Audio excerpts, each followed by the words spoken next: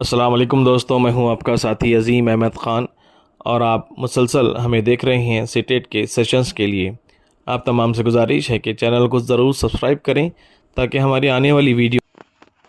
चलिए, अस्सलाम वालेकुम। आज हम न्यू एजुकेशन पॉलिसी 2020 को देखेंगे, डिस्कस करेंगे।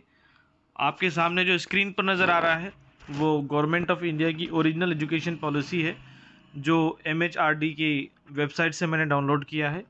और इधर उधर के नोट्स वगैरह नहीं, बल्कि डायरेक्टली आपको न्यू एजुकेशन पॉलिसी से रास्त मुतारफ़ मैं करवाने जा रहा हूँ। ठीक है, तो सबसे पहले आप जान लीजिए कि हम थोड़ा सा इंट्रोडक्शन देखेंगे, उसके बाद हम न्यू एजुकेशन पॉलिसी के पॉइंट्स पर तफसीली गुफ्तगू करेंगे और उसके बाद हम उसकी समरी को देखेंगे। ठीक है, तो सबसे पहले आप समझ लीजिए कि न्यू एजुकेशन पॉलिसी है क्या और इसे कौन पब्लिश करता है, कौन बनाता है। ठीक है, तो आप नाम से ऊपर के अंदाज़ा लगा सकते हैं कि एजुकेशन पॉलिसी कौन रिलीज़ करता है। बता सकेंगे आप?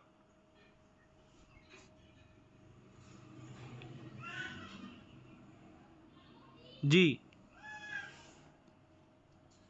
डिपार्टमेंट का नाम लिखा हुआ है।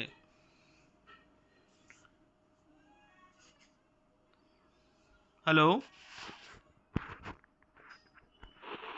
जी, मेरा सवाल है, आपको स्क्रीन नज़र आ रही है सबसे पहले? जी सर, आ रही है।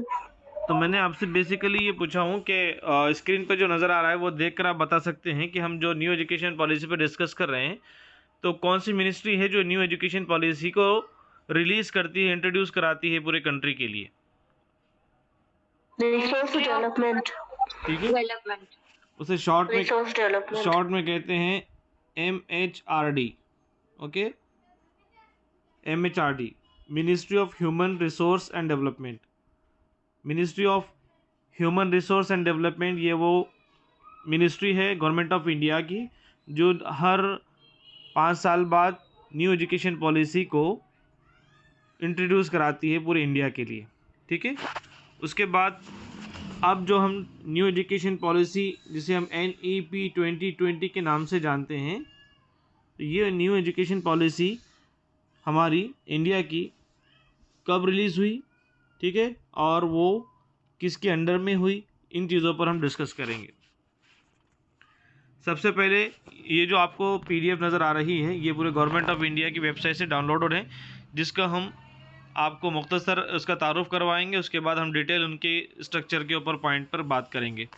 सबसे पहले इसको 3-4 पार्ट में डिवाइड किया हुआ है। सबसे पहला पार्ट है स्कूल एजुकेशन, जिसके अंदर दर्ज झैल मुद्दों पर बात की गई है। न्यू एजुकेशन पॉलिसी के अंदर गाइडलाइंस दी हुई है। सबसे पहला जो पॉइंट है वो है early childhood care and education. ठीक है, उसके बाद है फाउंडेशन लर्निंग, उसी के अंदर सब पॉइंट है। अपने पॉइंट्स नोट करने हैं। नोट कीजिए या फिर मैं इसकी समरी आगे बताने वाला हूँ। ठीक है, कि ये बहुत बड़ी एजुकेशन पॉलिसी है। तो दूसरा जो स्कूल एजुकेशन के ताल्लुक से जो गाइडलाइंस दी गई है वो फाउंडेशन लिटरेसी एंड न्यूमरेसी के ऊपर है। An urgency necessary prerequisite to learning. Third one है ascertaining the drop out rates, उसके ऊपर बात हुई है। ख़ास तौर पे ensuring the universal access to education at all levels, यहाँ पर यूनिवर्सल एक्सेस टू एजुकेशन के ऊपर बात हुई है। उसके बाद करिकुलम के ऊपर बात हुई है, पेडागॉगी इन स्कूल एजुकेशन के ऊपर। Learning should be holistic, integrated, enjoyable and engaging. ये पूरे नुकात आपकी पेडागॉगी से रिलेटेड हैं। ठीक है, लर्निंग को आपको इंजॉयफुल बनाना है, हॉलिस्टिक बनाना है, इंटीग्रेटेड बनाना है और इंगेजिंग बनाना है। ये न्यू एजुकेशन पॉलिसी के अंदर आपके लिए गाइडेंस है। टीचर के ताल्लुक से भी है। उसके बाद इंक्लूसिव एजुकेशन है, लर्निंग फॉर ऑल। इस पर हमने एक मुकम्मल वीडियो देखे हैं और साथ ही गुफ्तगू भी की है डिटेल में शमूलियाती तालीम के ऊपर।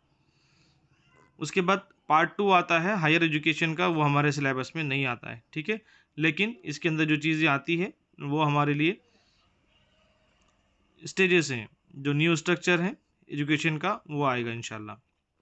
ठीक है, उसके बाद था पार्ट 3 में अदर की एरियाज ऑफ फोकस है। प्रोफेशनल एजुकेशन आता है, उसमें अडल्ट एजुकेशन है, promotion of Indian languages, art and culture आता है, टेक्नोलॉजी और उसके बाद ऑनलाइन डिजिटल एजुकेशन और फोर्थ जो लास्ट पार्ट है न्यू एजुकेशन पॉलिसी का, मेकिंग इट हैपन, जो आगे आपको करना है नेशनल लेवल पे एजुकेशन के अंदर, वो है standing the central advisory board of education. ये हायर लेवल की है जो हमारे प्राइमरी टीचर के अंडर में नहीं है। ठीक है, तो वन बाय वन इंशाल्लाह हम एक एक पॉइंट पर हम गुफ्तगू करने की कोशिश करेंगे।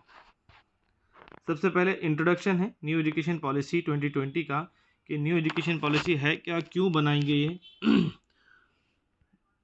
पैराग्राफ में आपको चीज़ें नज़र आ रही है, लेकिन हम उसके समरी पर बात करेंगे।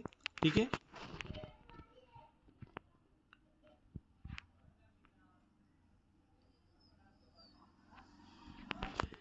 हम जानते हैं कि एजुकेशन जो है वो फंडामेंटल राइट है हमारे इंडिया के अंदर, और वो एक्ट भी बन चुका है RTE के तहत। ठीक है, और उसको प्रमोट करना ये नेशनल लेवल पर न्यू एजुकेशन पॉलिसी काम करती है।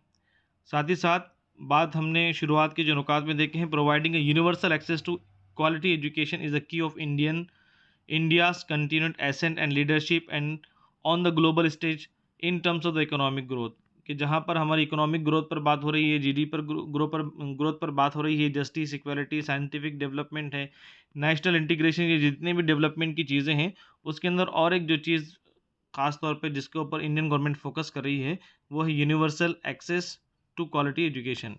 ठीक है, universal access to quality education का मतलब क्या होता है कि अब यहाँ पर हमको ऐसी क्वालिटी एजुकेशन प्रोवाइड करना है इंडिया के अंदर भी जो ग्लोबल लेवल की हो। ठीक है, जो अमेरिका में जो स्टैंडर्ड है एजुकेशन का वो इंडिया में हो, जो ऑस्ट्रेलिया में जो एजुकेशन लेवल है वो इंडिया में हो। ग्लोबल एक्सेस के हर बच्चे को बाहर जाने का भी मौका मिले एजुकेशन के लिए, और बाहर की क्वालिटी भी अडॉप्ट करने का यहाँ पर मौके मिले, उसे कहते हैं providing universal access to quality education. Okay, समझ रहे हैं इस चीज़ को आप? जी सर। जी सर। उसके बाद हम डायरेक्टली आते हैं हमारे न्यू एजुकेशन पॉलिसी 2020 के ऊपर। ये काफ़ी बड़ा उसका इंट्रोडक्शन है।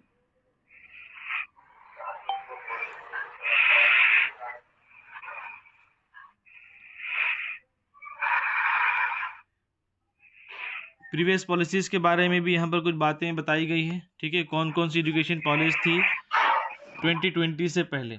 ठीक है, तो जो 1982 और 1986 की जो पॉलिसीज़ हैं उसके ऊपर एजुकेशन पॉलिसीज़ बनती थी। ठीक है, नेशनल एजुकेशन पॉलिसी 1886। उसके बाद 2009 की, पहले न्यू एजुकेशन पॉलिसी 1986 लिख लीजिए आप, कि सबसे पहली न्यू एजुकेशन पॉलिसी कब बनी, 1968 की। ठीक है, सेकेंड 1986,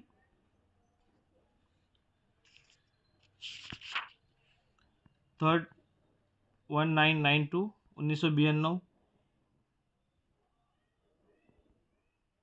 उसके बाद 2016, उसके बाद 2020। ठीक है, तो अब तक कितने एजुकेशन पॉलिसीज हो चुकी हैं? 2005 भी है ना इसमें?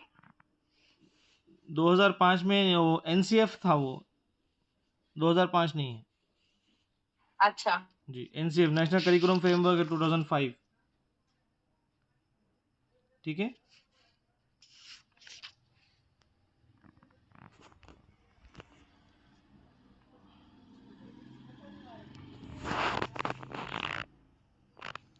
प्रिंसिपल क्या है पॉलिसी के? The purpose of education system to develop the good human beings capable for rational thought and action, possessing the compassion, empathy, courage and resilience, scientific temper.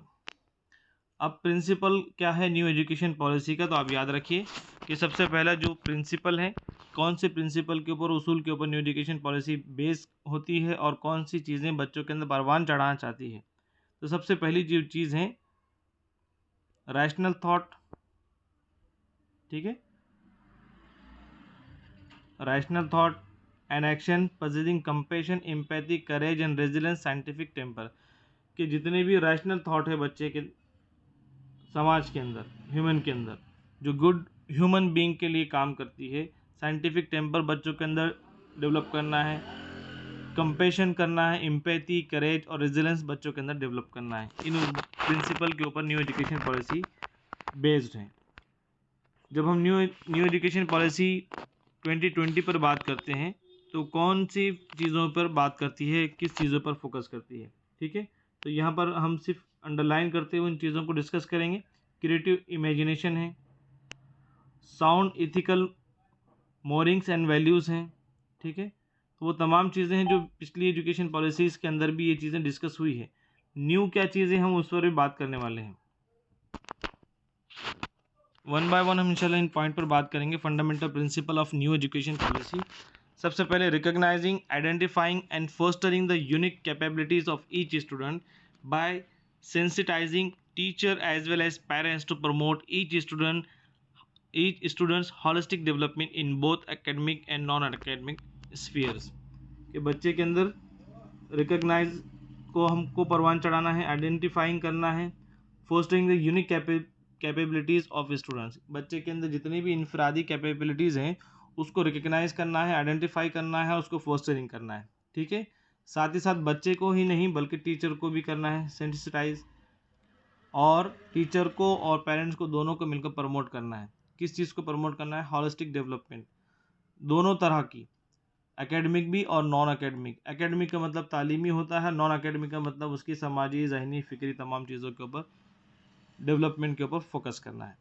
Next है according the highest priority to achieving the fundamental literacy and numeracy by all student by grade 3। इसके ऊपर मुसलसल state level पर भी काम हो रहा है, जिसे हम कहते हैं achieving foundation literacy and numeracy, ठीक है। मुख्तलिफ सर्वे भी गवर्नमेंट की तरफ से स्टेट लेवल पर इसके लिए लगाए गए हैं कि आपको क्लास 3 तक, तीसरी जमात तक बच्चे का foundation of literacy and numeracy बहुत स्ट्रांग होने चाहिए, ठीक है। तो ये फाउंडेशन लिटरेसी क्या है और न्यूमरेसी क्या है? फाउंडेशन लिटरेसी का मतलब है कि जमात दर्जे सुवम तक बच्चों को बुनियादी लैंग्वेजेस पढ़ना आना चाहिए, ठीक है।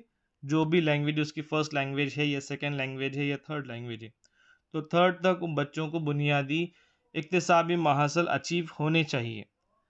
उसके बाद है न्यूमरेसी। न्यूमरेसी का मतलब बुनियादी ऑपरेशन। इससे पहले भी हमने मैथमेटिक्स के पेडागोगी के अंदर डिस्कस किए थे। क्लास 3 और 4 तक बच्चे को चारों भी ऑपरेशंस आना चाहिए, basic operation, plus minus, subtraction, addition and division, ठीक है।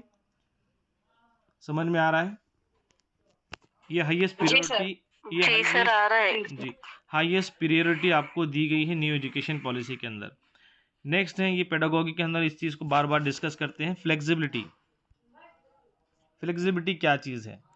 Flexibility so that the learners have the ability to choose their learning trajectories and programs and thereby choose their own path in life according to their talents and interest।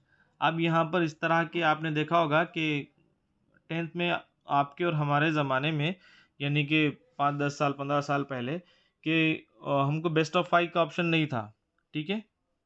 आपकी family में अगर कोई 10th पास हुआ हो तो उनके लिए best of 5 का ऑप्शन है, ठीक है। तो ये बेस्ट ऑफ 5 कहाँ से आया? ये आया फ्लेक्सिबिलिटी की बुनियाद पे, ठीक है, कि बच्चे को उसके सब्जेक्ट और उसके टैलेंट के हिसाब से सब्जेक्ट चॉइस करने की फ्रीडम दी गई है न्यू एजुकेशन पॉलिसी के अंदर, ठीक है।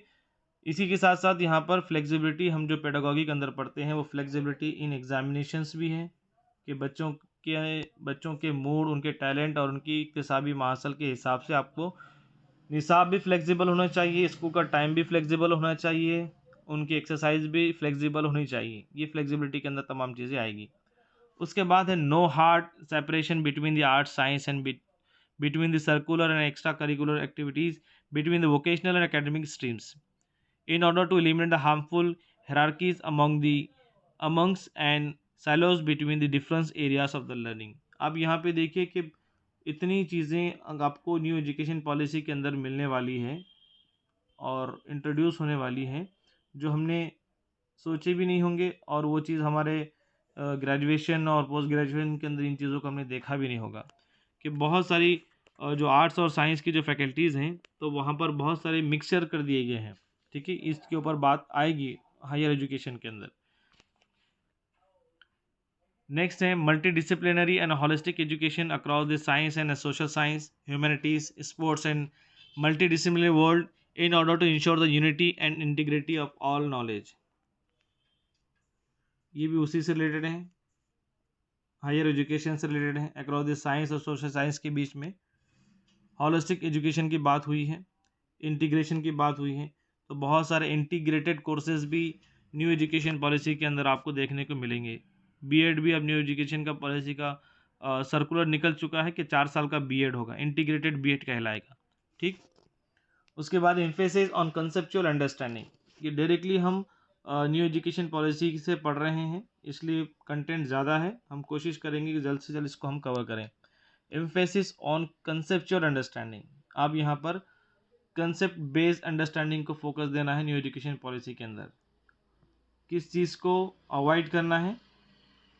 Rote learning and learning for exams, ये हमने 12 पेडागॉजी के अंदर हम इस चीज़ को देख रहे हैं। ठीक है, रोट लर्निंग तो आप कतई काबिल कबूल नहीं किसी भी सब्जेक्ट में, किसी भी डोमेन के अंदर। ठीक, लर्निंग फॉर एग्ज़ाम्स, इस चीज़ के ऊपर भी तवज्जो दिलाई गई है कि आपकी टीचिंग इसलिए नहीं होना चाहिए कि आपके बच्चे एग्ज़ाम में कामयाब हो। बच्चों की लर्निंग इसलिए लर्निंग नहीं होना चाहिए कि वो बस एग्ज़ाम में अच्छे नंबरात लो। ठीक है, वो किस लिए होना चाहिए? कंसेप्चुअल लर्निंग आप यहाँ पर आपके लिए टारगेट है। ठीक है, नेक्स्ट है क्रिएटिविटी एंड क्रिटिकल थिंकिंग, ये भी हम लोग देख रहे हैं डेली बेस पर। पेडागॉजी के अंदर बच्चों के अंदर क्रिएटिविटी को ज़्यादा फोकस दिया है, क्रिटिकल थिंकिंग को ज़्यादा फोकस दिया है, लॉजिकल डिसीजन लेना बच्चों को आना चाहिए। Ethics and human constitutional values, देखिए ये जो चीज़ हैं हमारे कंट्री से रिलेटेड कॉन्स्टिट्यूशनल वैल्यूज़, ये आपको ईवीएस के अंदर भी पूछता है, ये आपको उर्दू के अंदर भी, मैथमेटिक्स की पेडागॉजी के अंदर भी, और अगर आपका पेपर सेकेंड है तो सोशल स्टडीज़ के अंदर भी इस चीज़ को ख़ास तौर पर न्यू एजुकेशन पॉलिसी के रूल से पूछा जाता है। ठीक है, कि हर सब्जेक्ट में मुख्तलिफ एबिलिटीज़ आप परवान चढ़ा रहे हैं, हर सब्जेक्ट में क्रिएटिविटी है, बच्चों का इन्वॉल्वमेंट है, इंग्लिश एजुकेशन है, सब चीज़ें हैं।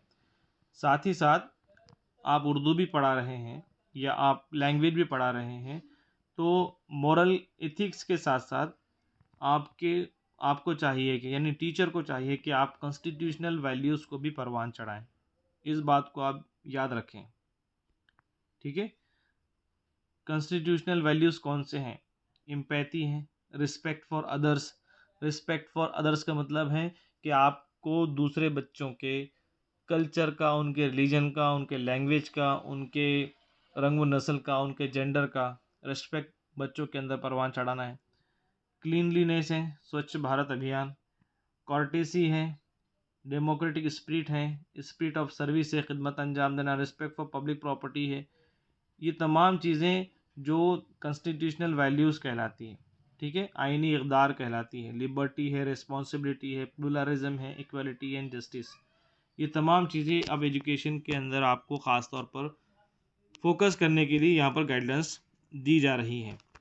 ओके, नेक्स्ट है प्रमोटिंग जी द, सर। जी जी तस्लीम सर बोले। जी, नेक्स्ट है promoting multi linguism and the power of language in teaching learning. ठीक है, ये इस पर भी हम बात कर चुके हैं पेपर सॉल्यूशन के दौरान कि अब हमको मल्टी लिंग्विज्म को प्रमोट करना है, पावर ऑफ लैंग्वेज को प्रमोट करना न्यू एजुकेशन पॉलिसीज़ का हिस्सा है। इसीलिए बहुत सारे सेंट्रल गवर्नमेंट से अनाउंसमेंट हो चुके हैं कि बहुत सारे कोर्सेज अब संस्कृत में भी आएंगे, बहुत सारे कोर्सेज, यानी संस्कृत से मुराद मराठी में भी, संस्कृत में भी आपको स्टेट लैंग्वेज के अंदर आपको प्रोफेशनल कोर्सेज पर देखने को मिलेंगे। ठीक है, जैसे कि आप मेडिकल कोर्सेज ले लीजिए, एमबीबीएस, या आपको ज़्यादातर इंग्लिश में मिलता है। लेकिन न्यू एजुकेशन पॉलिसीज़ में इस चीज़ के इम्कानात हैं कि जो न्यू एजुकेशन पॉलिसी जब से लागू होगी, आपको मराठी में भी एमबीबीएस पढ़ने को मिलेगा। ठीक है, नेक्स्ट है लाइफ स्किल्स है, जिसके अंदर कम्युनिकेशन है, कोऑपरेशन है, टीम वर्क है, ये चीज़ें कॉमन है। Focus on regular formative assessment for learning rather than summative assessment. अब देखिए किस चीज़ के ऊपर फोकस किया गया है, असेसमेंट के लिए इवाल्युएशन पर बात हो रही है। ये डायरेक्टली हम new education policy government of India की पढ़ रहे हैं, कोई किताब का मवाद नहीं पढ़ रहे हैं। इवेल्युएशन पर बात हो रही है, आप किस चीज़ के ऊपर फोकस करने की बात हो रही है। तो समेटिव असेसमेंट की बजाय किस चीज़ के ऊपर फोकस किया जा रहा है, बताइए कोई? Formative assessment. जी, फॉर्मेटिव असेसमेंट और समेटिव असेसमेंट हमने कदर पैमाई के अंदर असेसमेंट। देखे हैं। ठीक है, तश्कीली कदर पैमाई जी सर। और तकमीली कदर पैमाई। तो फॉर्मेटिव असेसमेंट हम जानते हैं वो असेसमेंट है जिसको हम साल के दौरान बारहार ऑब्जर्वेशन के ज़रिए, मुख्तलिफ टूल के ज़रिए, मुख्तलिफ टेक्निक के ज़रिए, जिसका कोई टाइम पीरियड फ़िक्स नहीं होता, उसे हम फॉर्मेटिव असेसमेंट कहते हैं। ठीक है, और समेटिव असेसमेंट जो हम साल के आखिर में लेते हैं, एकेडमिक ईयर के आखिर में लेते हैं, टर्म के आखिर में लेते हैं। तो यहाँ पर फोकस किया जा रहा है फॉर्मेटिव असेसमेंट ऑफ लर्निंग को फोकस किया जाए। ठीक है, और किस चीज़ को आप इंकरेज किया जाए, तो बता रहा है कि आप इंकरेज करो टुडेज कोचिंग कल्चर, आज क्या सीखा है।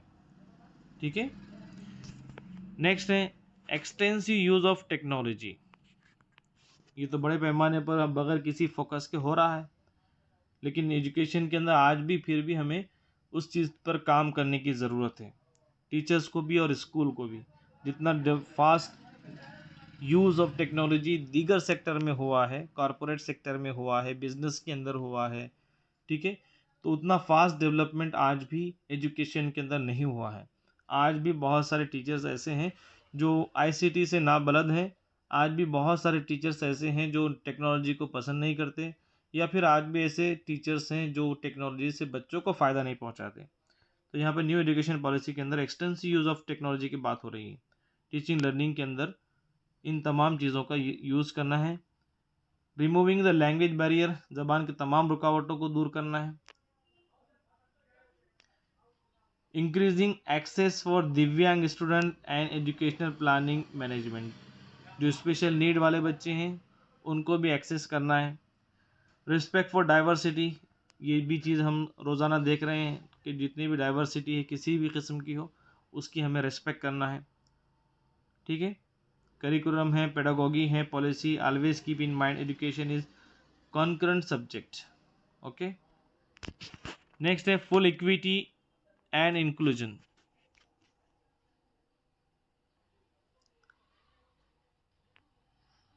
यहाँ पर भी हमें इस बात का ख्याल रखना है कि हर किस्म का बच्चा इंक्लूसिव एजुकेशन के तहत आपके तालीम का इस्तेफ़ादा हासिल करने वाला होना चाहिए। ठीक है, synergy in curriculum across the level of education from early childhood care and education to school education to higher education, teachers and faculty as a heart of the learning process. ठीक है, इक्तिसाब का हार्ट ऑफ लर्निंग प्रोसेस कहा जा रहा है किन लोगों को, टीचर्स को और फैकल्टी को। Their recruitment, continuous professional development, positive working environment, service conditions, ये टीचर्स के ऊपर बात हो रही है कि टीचर को हमेशा अपडेट होना चाहिए, उसके प्रोफेशनल डेवलपमेंट को पर टीचर को तवज्जो देना चाहिए, पॉजिटिव वर्किंग इन्वायरमेंट सिस्टम को देना चाहिए, उनके रिक्रूटमेंट उनकी क्वालिटी की बुनियाद पर होना चाहिए। ठीक है, इस तरह पॉइंट्स इसके अंदर दिए गए हैं।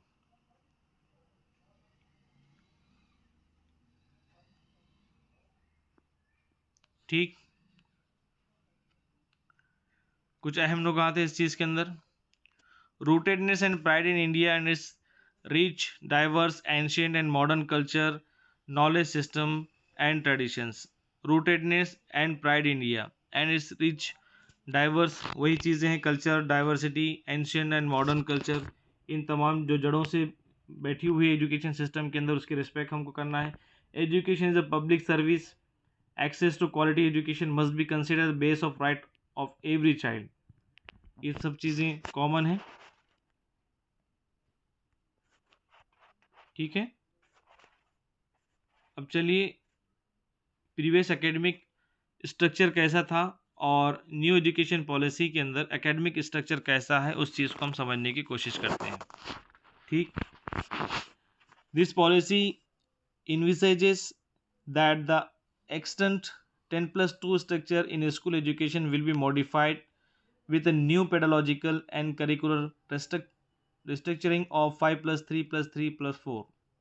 ठीक है, जो 3 से 18 साल का जो उम्र का जो वक्फा है वो एजुकेशन पॉलिसी में इस तरह आपको डिवाइड किया गया है। देख लीजिए, इस पर भी सवाल आ सकते हैं। न्यू एजुकेशन पॉलिसी पर काफ़ी सवालात 2022 में देखे गए हैं। प्रीवियस एकेडमिक स्ट्रक्चर कैसा था और अब कैसा है।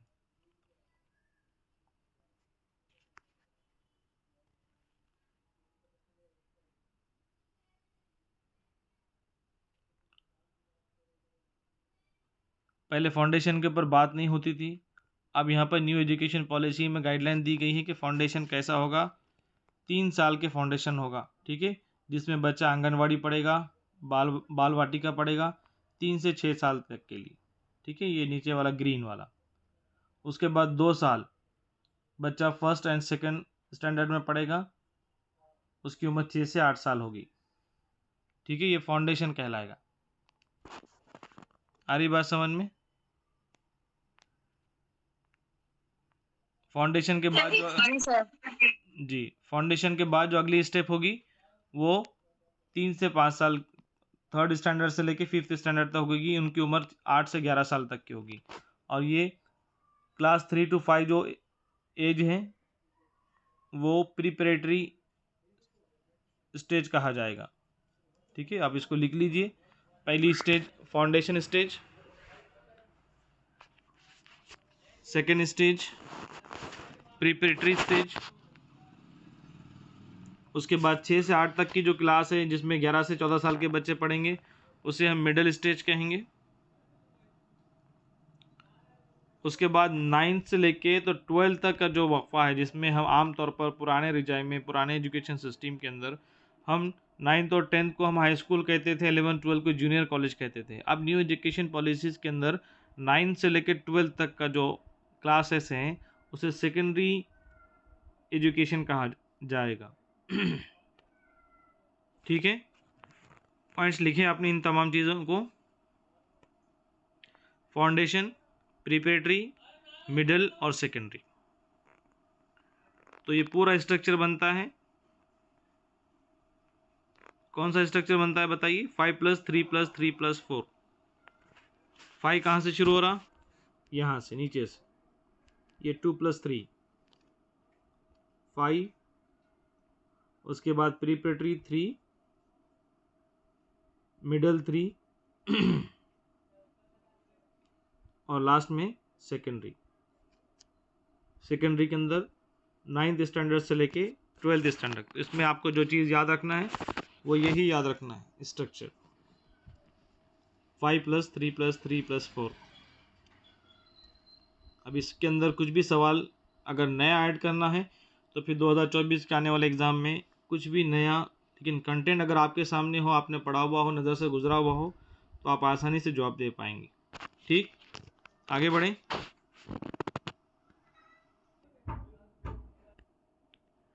नेक्स्ट,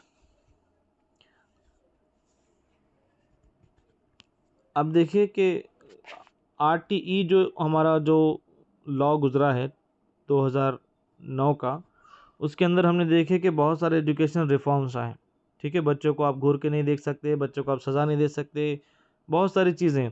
तो उसमें सोशली और हम चीज़ों को देखते हैं कि बहुत सारी चीज़ों का इस्तेमाल जितना मौसर तरीके से होना चाहिए था नहीं हुआ। कुछ चीज़ों का फ़ायदा होने की बजाय उसके नेगेटिव सिम्टम्स भी हमको देखने का है, ख़ास तौर पे एग्ज़ाम को लेकर के, ठीक है। जो 8वीं तक का एग्ज़ाम ख़त्म कर दिया गया, उसके मकासद कुछ और थे, लेकिन उसके डीमेरिट्स हमको ज़्यादा देखने को मिलते हैं। तो यहाँ पर बात हो रही है कि the other reforms in education school includes overhauling the curriculum, easier board exams.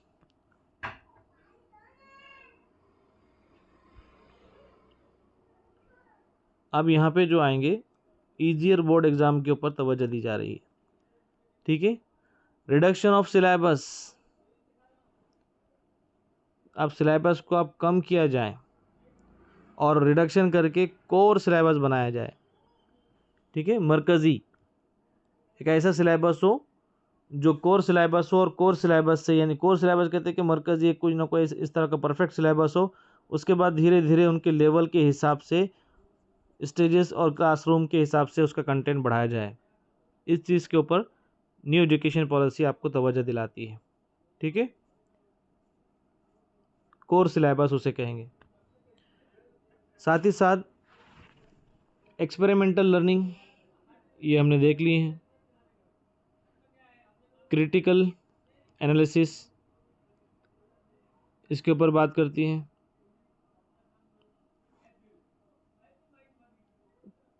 ठीक है। और एक चीज़ जो हमने ख़ास तौर पे इसके अंदर देखे हैं वो है फॉर्मेटिव असेसमेंट के ऊपर फोकस, जो हमने शुरुआत के पॉइंट के ऊपर भी देख लिए हैं। ठीक है। कि अब ऐसा ना हो कि सिर्फ मिकात टू मिकात और first term to second term या एनुअल एग्ज़ाम ही हो, बल्कि अब न्यू एजुकेशन पॉलिसी आपको कहती है कि focus is on formative assessment. ठीक है। जी सर।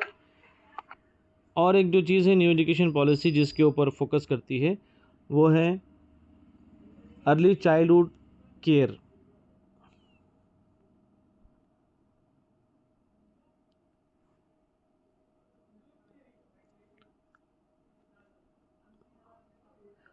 अर्ली चाइल्डहुड केयर क्या है? अर्ली चाइल्डहुड केयर के अंदर न्यू एजुकेशन पॉलिसी कहती है कि पेरेंट्स की और टीचर्स की दोनों की भी गाइडलाइंस ज़रूरी है, ताकि बच्चों की 3 साल से लेके 8 साल तक का जो बच्चा है उनकी सही काउंसलिंग हो, उनके लिए एजुकेशन फ्रेमवर्क बनाया जाए, उनके लिए सही केयरिंग हो उनके नफ्सियात को लेकर के, उसे कहते हैं अर्ली चाइल्डहुड केयर। ये एक नुक्ता न्यू एजुकेशन पॉलिसी के अंदर नया है, इस चीज़ को भी आप याद रखें।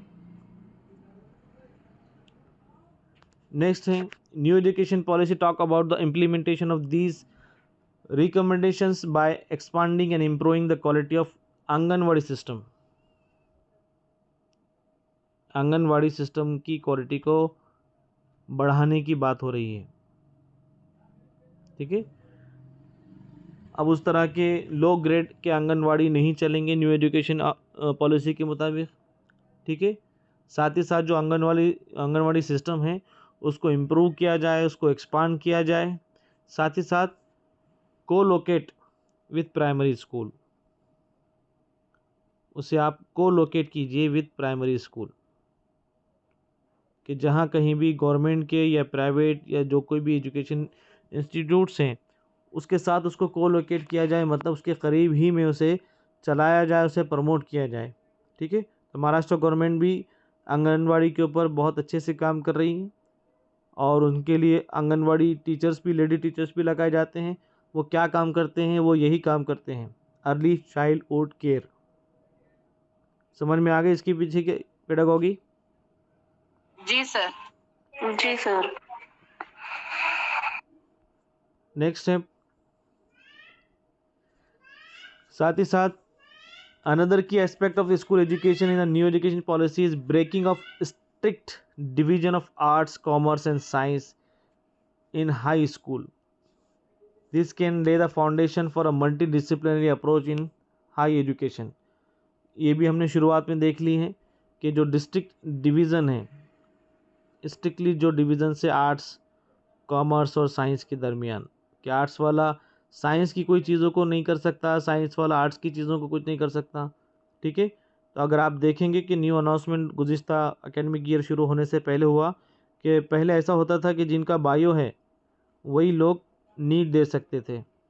ठीक है। तो इसी पॉइंट के अंडर में आपको वो जीआर देखने को मिलेगा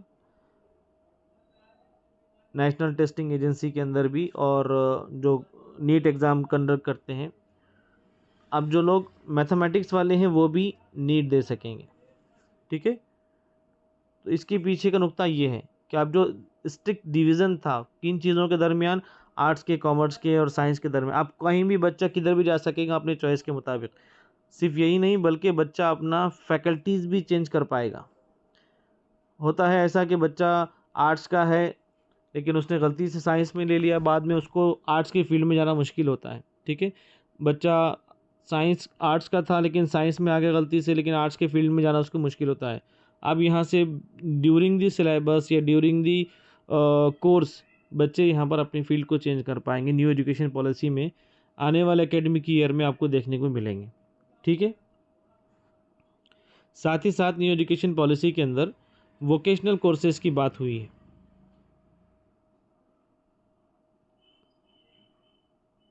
वोकेशनल कोर्सेज की बात हुई है। ठीक है। वोकेशनल कोर्सेज कौन कौन से हैं? वो तमाम स्किल बेस्ड कोर्सेज, महारत पर मबनी, जो बच्चों को स्किलफुल बनाएंगे, बच्चों को इंटर्नशिप दी जाएगी, उनको इंकरेज किया जाएगा, वो जिस पेशे से ताल्लुक़ रखते हैं उस पेशे की उन्हें स्किल दी जाएगी। ठीक है, और ये जो नुक्ता है वोकेशनल कोर्सेज का, स्किल बेस्ड का, वो आता है स्किल इंडिया मिशन के अंदर।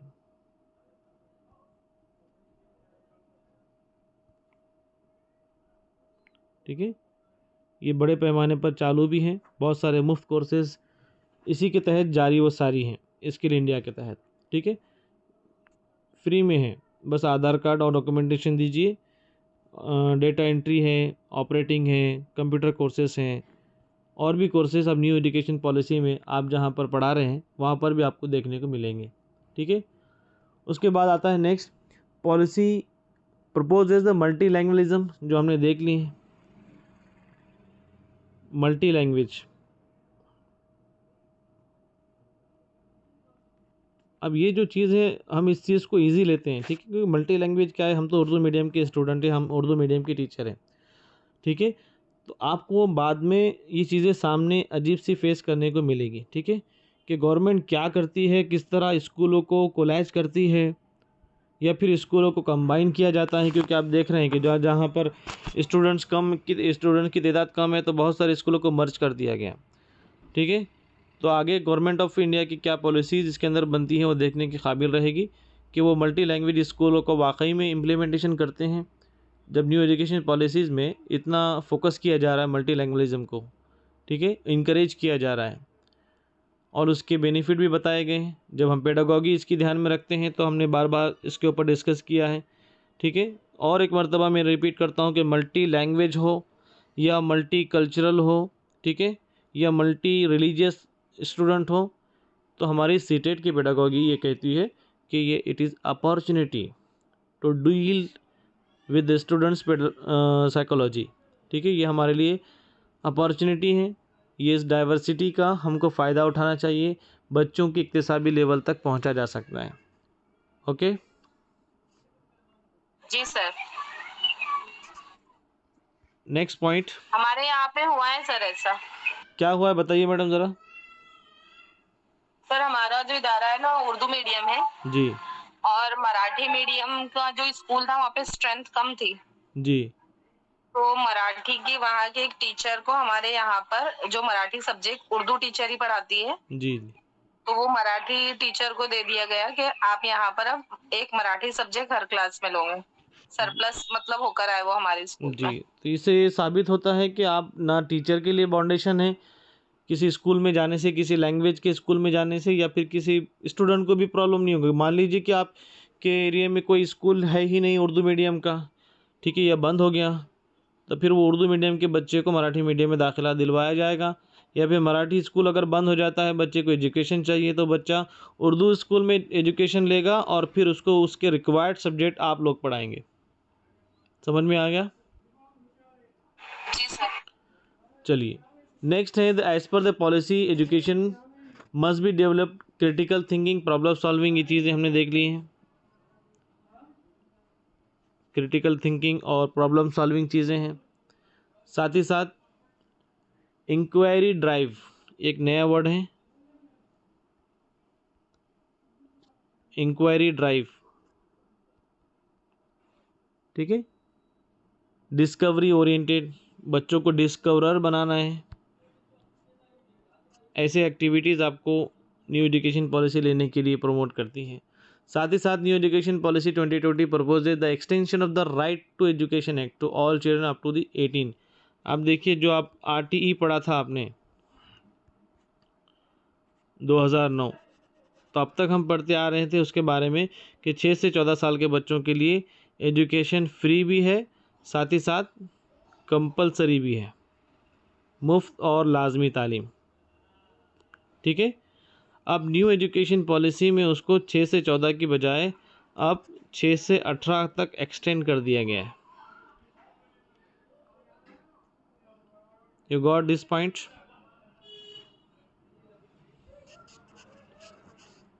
समझ में आया? नया नुक्ता है ना? अच्छा। जी सर।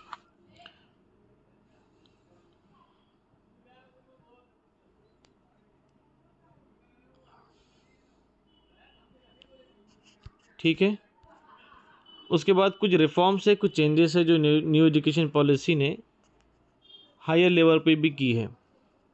ठीक है, अब जो है यूजीसी यूनिवर्सिटी ग्रांट कमीशन जिसे हम कहते हैं, साथ में AICTE,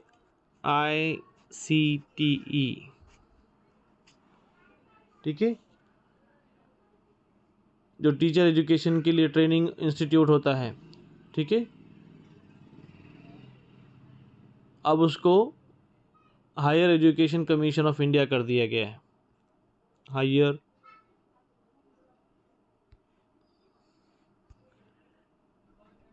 education commission of India कर दिया गया है। ठीक है, ये दोनों को मिलाकर यूजीसी और AICTE, all India council for education teachers education, और यूजीसी दोनों को मिलाकर, ओके, ये एक रिफॉर्म है। और क्या किया है हायर लेवल पर वो भी सुन लीजिए। गवर्नमेंट ऑफ इंडिया, जैसा शुरुआत के नुकात में हमने देखा था कि ग्लोबल एजुकेशन को हम प्रमोट करेंगे, ग्लोबल एजुकेशन का मतलब भी हमने आपको बता दिए थे। अब यहाँ पर गवर्नमेंट ऑफ इंडिया ने फॉरेन इंस्टीट्यूट को अलाउड किया है।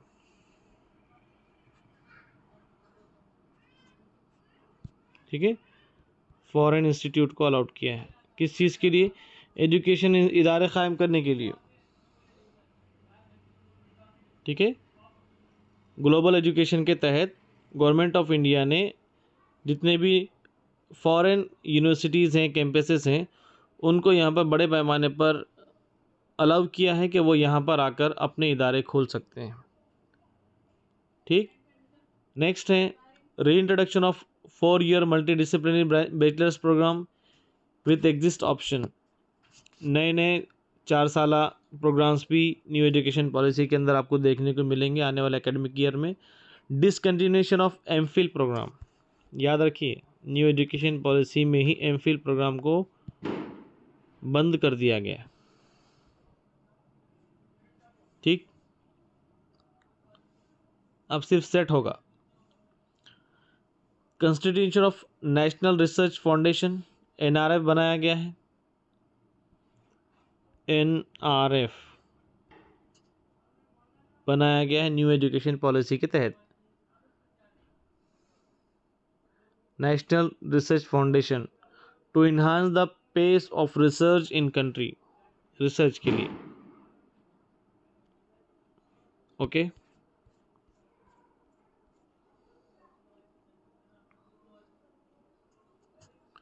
मास्टर प्रोग्राम्स जो PG के प्रोग्राम्स हैं उसके अंदर भी चेंजेस किए गए हैं।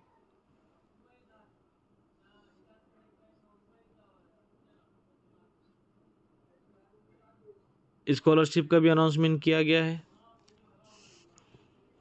साथ ही साथ अब जो चीज़ें आप लोग सफ़र कर रहे हैं, TET टीचर्स एलिजिबिलिटी टेस्ट,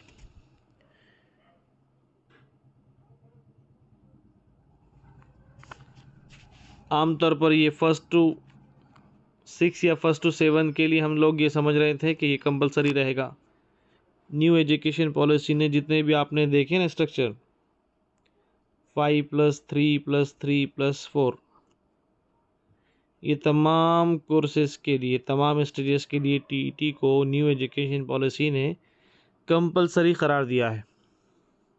ठीक है, यानी कि आने वाले सर माइनॉरिटी के लिए भी है ये? देखिए माइनॉरिटी आमतौर पर, इसकी शुरुआत हमने RTE में, मैंने आपको पिछले वीडियो में बताया था, फिर एक मरतबा यहाँ पर साइड में बता देता हूँ कि TET कहाँ से आया। ये बताया था हमने आपको, RTE से आया। ठीक है जी, RTE 2009 से TET निकलता है। आर्टिकल 23 RTE का जो कानून है उसके अंदर 23 उसका आर्टिकल है, उसका सब सेक्शन A है, उसके तहत टीचर्स को एलिजिबिलिटी टेस्ट देने के लिए बाध्य, यानी कि उसको कंपलसरी किया गया है।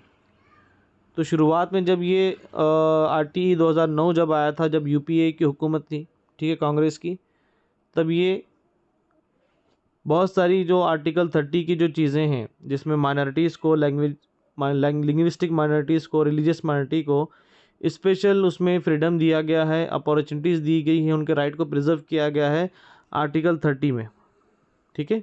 तो ये उसका वायलेशन करता था, ठीक है। तो यहाँ पर ख़ास तौर पे RTE को माइनॉरिटी के लिए परे रखा गया। इस बात का आश्वासन दिया गया था कि RTE माइनॉरिटी को लागू नहीं होगा, ठीक है। तो इसकी बहुत सारी चीज़ें फिर भी टेक्निकली कही है या हुकूमत की जानिब से कही है, माइनॉरिटी को फेस हुई। और 2010 में 11 में भी कोर्ट में जाने की नौबत आई, ठीक है। सिर्फ महाराष्ट्र नहीं बल्कि मद्रास में, चेन्नई में भी। तो ऑलरेडी सुप्रीम कोर्ट में काफ़ी साल पहले प्रीमती एजुकेशन वेलफेयर सोसाइटी है गालिबन मद्रास की है प्रीमती एजुकेशन वेलफेयर सोसाइटी। तो सुप्रीम कोर्ट की तरफ से ये क्लियर कट उस जजमेंट में लिखा हुआ है कि RTE does not applicable to minority. उसके बावजूद भी वक्तन फ़ौक्तन मुख्तलिफ स्टेट्स में RTE की वजह से, क्योंकि RTE एक ऐसा सब्जेक्ट है जो हर स्कूल के लिए लागू है, ठीक है। अब वो स्कूल के लिए लागू है मतलब उसकी जितने रूल्स और रेगुलेशंस है वो बच्चों के हित में हैं, स्टूडेंट्स के वेलफेयर के लिए हैं, स्कूल के वेलफेयर के लिए हैं। तो हर ज़िले में उसके स्कूल डेवलपमेंट के लिए RTE प्रमाण पत्र लगता है, ठीक है, सर्टिफिकेट लगता है RTE। और उसके आगे की जो चीज़ें हैं, यानी कि RTE के तहत ही नहीं, RTE से पहले भी हर स्कूल को एड मिलता था।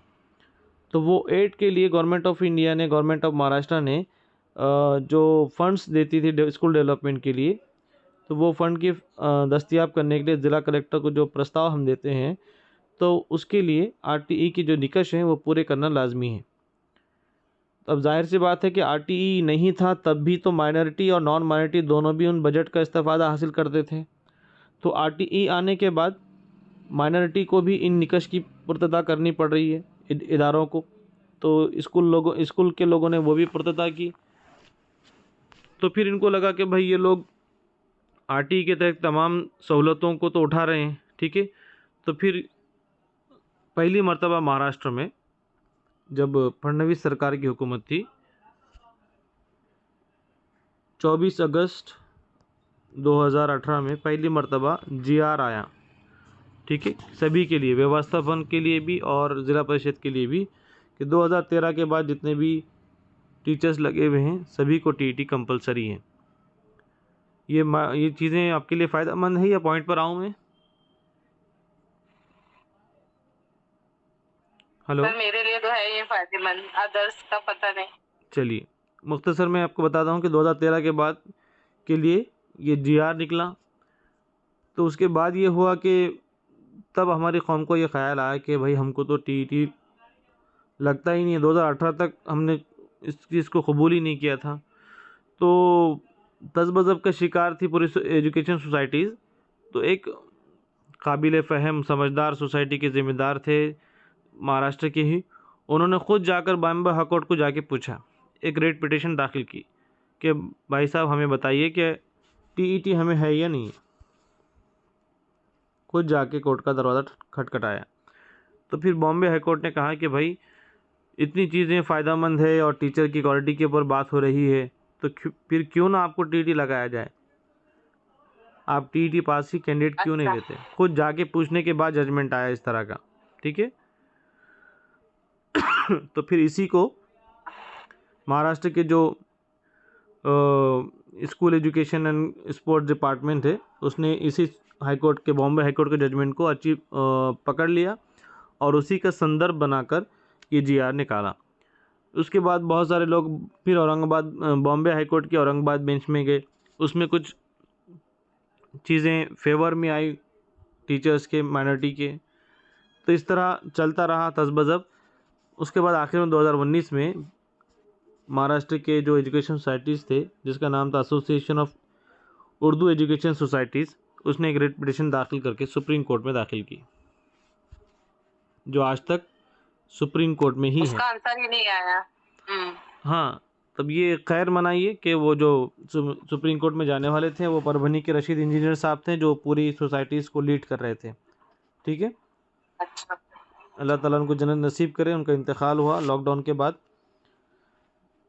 वरना अब तक जितने लोगों के पेमेंट चालू हैं वो इसी रिट पिटीशन की वजह से चालू हैं, वरना वो लोग भी अब तक पेमेंट नहीं उठा पाते। ठीक है, तो बहुत सारे स्कूल उसके अंदर शामिल हुए।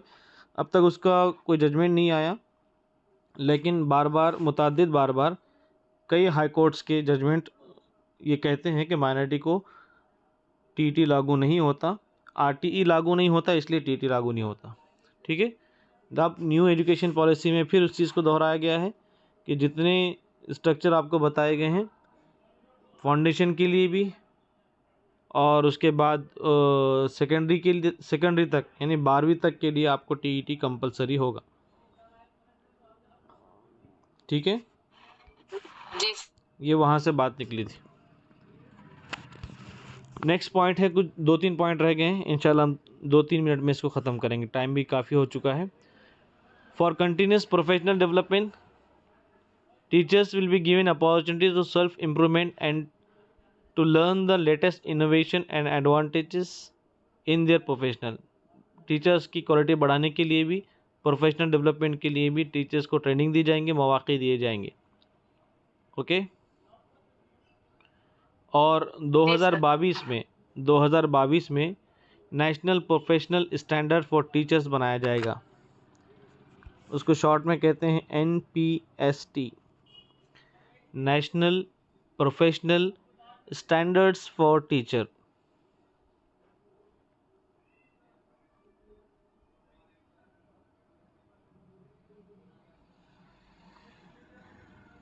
ठीक है, साथ ही साथ असेसमेंट की बात हुई थी, तो एक न्यू नेशनल असेसमेंट बनाया जाएगा centre, new national assessment centre बनाया जाएगा। इस चीज़ का डिक्लेरेशन हुआ था।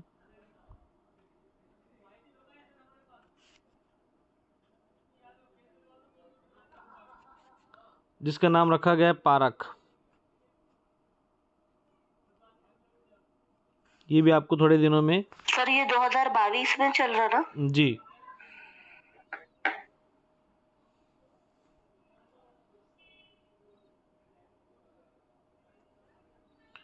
ये पारक बन चुका है। बहुत सारी चीज़ें असेसमेंट की ऑलरेडी स्टेट गवर्नमेंट तक पहुंच चुकी हैं पारक के तहत। ठीक है, पारक क्या है? ये नेशनल असेसमेंट के लिए, ख़ास तौर पे रिव्यू के लिए, एनालिसिस के लिए, बच्चों के डेवलपमेंट के ताल्लुक़ से बनाई गई है।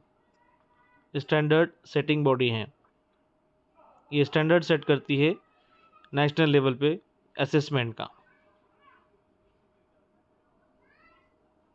ठीक है, और ये जितने भी रिफॉर्म्स हैं न्यू एजुकेशन पॉलिसी 2020 के अंदर, तो ये हदफ बनाया गया है कि जितने भी रिफॉर्म्स है वो धीरे धीरे करके 2040 तक पूरी न्यू एजुकेशन पॉलिसी 100% इम्प्लीमेंट कर दी जाएंगी।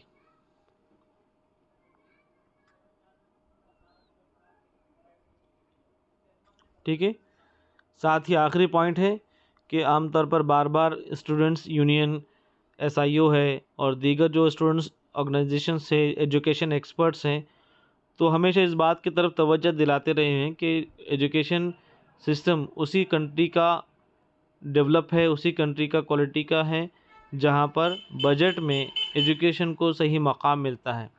इंडियन GDP के अंदर ख़ास तौर पे काफ़ी अरसे से डिमांड थी कि एजुकेशन के बजट को, GDP के अंदर जो एजुकेशन का बजट है उसको बढ़ाया जाए। तो यहाँ पर टारगेट दिया गया है कि इंडियन इकोनॉमी का जो GDP रहेगी उसका 6% ऑफ GDP मुख्तस किया जाएगा एजुकेशन क्वालिटी के लिए, उसकी डिमांड को कंप्लीट करने के लिए। ठीक है,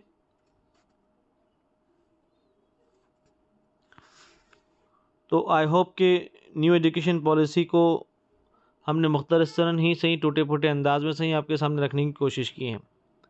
समझ में आ गया सब चीज़ें? जी सर। जी सर, समझ में आया।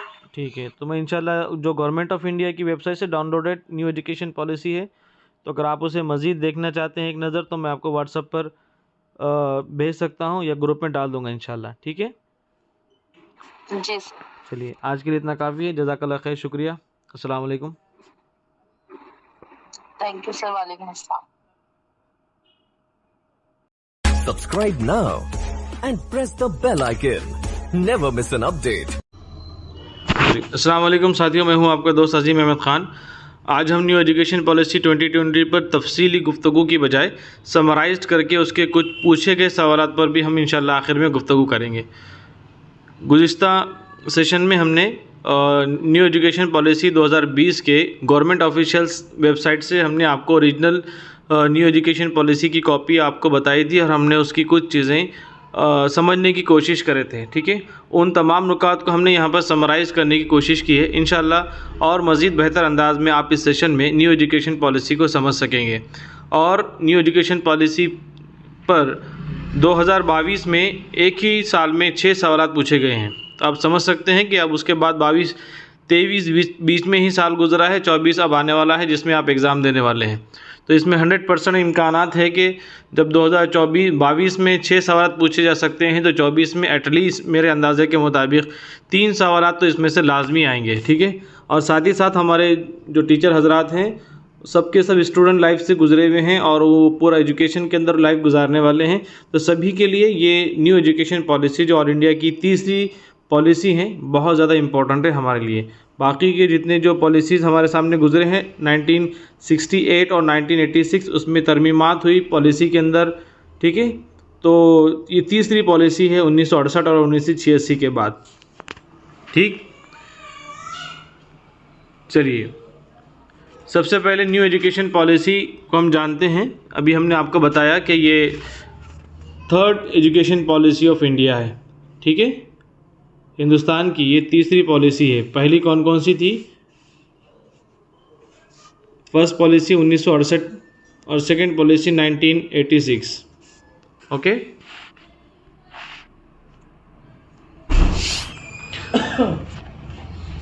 उसके बाद है government of India approve this policy on 29 जुलाई 2020।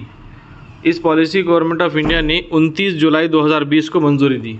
ठीक है, कुछ पब्लिकेशन में डेट मिसिंग है या फिर डेट थोड़ी सी गलत बताई गई है। ख़ास तौर पर एक बुक देखी हमने जिसके अंदर 26 अगस्त आपको बताया गया है, 26 अगस्त बताया गया है, लेकिन उसकी असल डेट 29 जुलाई 2020 है। ठीक है, अप्रूव्ड हुई यह पॉलिसी पूरे ऑल इंडिया के लिए। नेक्स्ट पॉइंट को हम देखेंगे, ये पॉइंट्स पूरे हमने समराइज़ करने की कोशिश की हैं। साथ ही साथ जब ये पॉलिसी मंजूर हुई तो हमारा जो डिपार्टमेंट था गवर्नमेंट ऑफ इंडिया का, जिसे हम MHRD कहते थे। ठीक है, कल हमने MHRD का फुल फॉर्म बताए थे, कोई बता सकता है?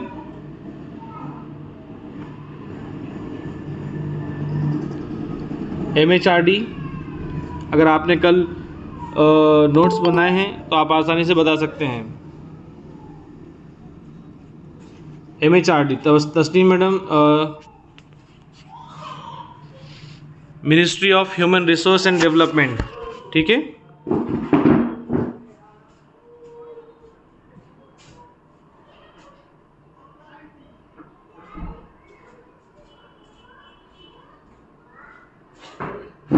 Ministry of human resource and development ये जो मिनिस्ट्री थी, तो 2020 में उसका नाम चेंज किया गया, रीनेम किया गया और उसका नाम रखा गया मिनिस्ट्री ऑफ एजुकेशन।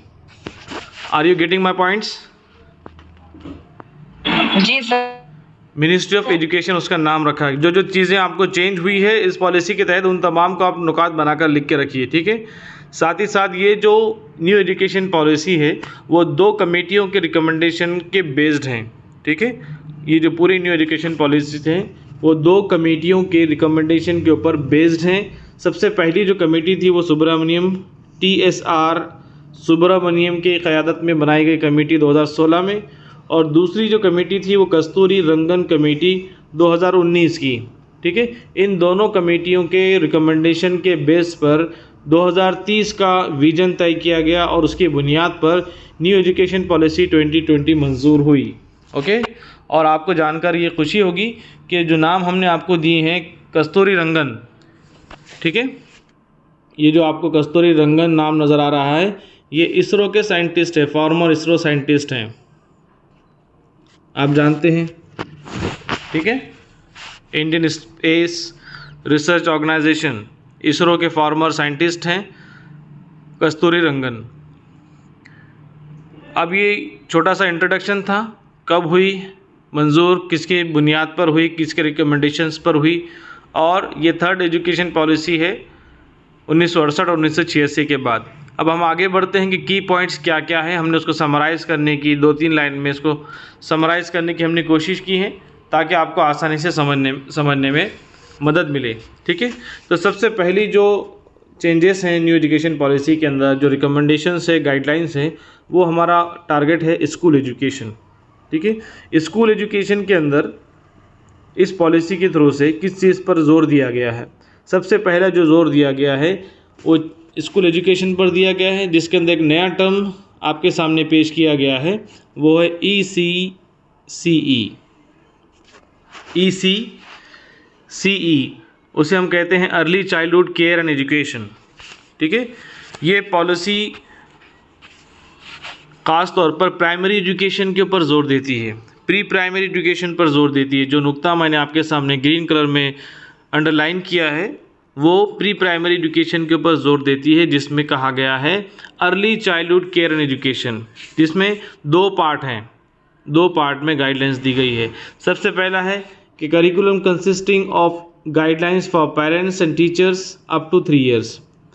ऐसी गाइडलाइंस दी गई हैं 3 साल के बच्चों के पेरेंट्स और टीचर्स के लिए। दूसरा जो पार्ट है ECCE का, वो गाइडलाइन देता है हमें education framework for between students having age from 3 to 8 years. ठीक है, तो ये जो चीज़ें हैं ख़ास तौर पर हम इसके बारे में आगे भी पढ़ेंगे कि इब्तदाई 3 सालों के जो 3 साल की उम्र के जो बच्चे हैं उनके लिए क्या गाइडलाइंस है, और उसके बाद 5 से 8 के बच्चों के लिए भी क्या गाइडलाइंस है। ठीक है, तो एक टर्म हमने यहाँ पर इंट्रोड्यूस किया है आपको, वो आप समझ लीजिए, ECCE, उसका फुल फॉर्म है early childhood care and education.